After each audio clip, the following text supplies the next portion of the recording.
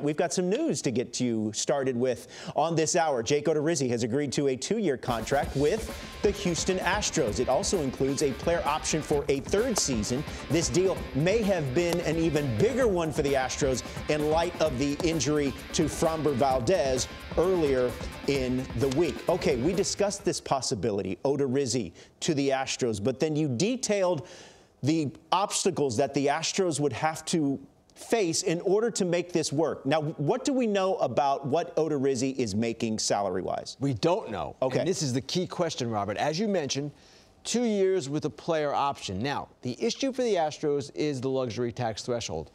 Seemingly this offseason, they have wanted to stay below it. And you'll see right here. Here's where they are without Odorizzi.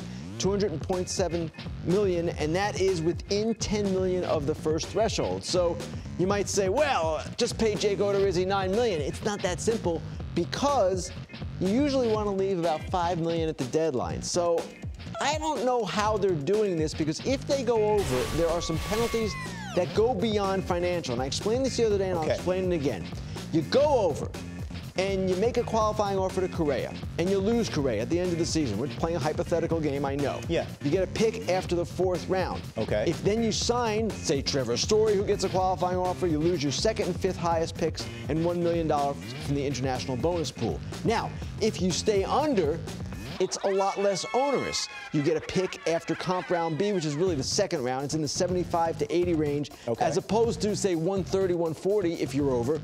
And then if you sign a qualifying offer player, you lose your 2nd highest pick, not your 2nd and 5th highest, and only $500,000 instead of $1 million in the bonus pool. Now, for the Astros, this stuff matters more than it does for most teams. Why?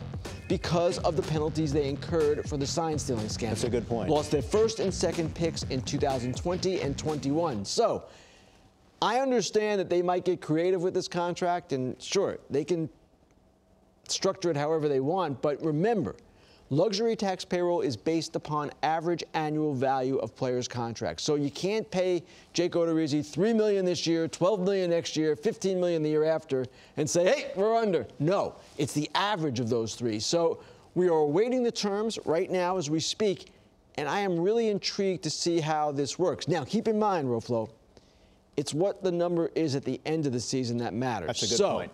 If, for instance, they go over a little bit with Odorizzi, they can do some other things as the season progresses. A guy like Aledmys Diaz making $3 million is someone perhaps you could subtract. You can do some other things maybe to get under, but they are right up against it, and I cannot see how this deal does not put them, if not over, then certainly within striking distance of being really close to being over. Yeah, real quick, from just strictly baseball terms, what does Odorizzi bring to the Astros? A lot. And granted, Framber Valdez was a really good pitcher, especially toward the end of last season. You didn't want to lose him, but with Greinke and Odorizzi and some of the younger pitchers they have, along with McCullers, then the rotation becomes almost as competitive as before. Remember, they once had Justin Verlander, Tommy John surgery. Yeah. All right, so we'll have to see what the numbers look like for the Astros and for Jake Odorizzi.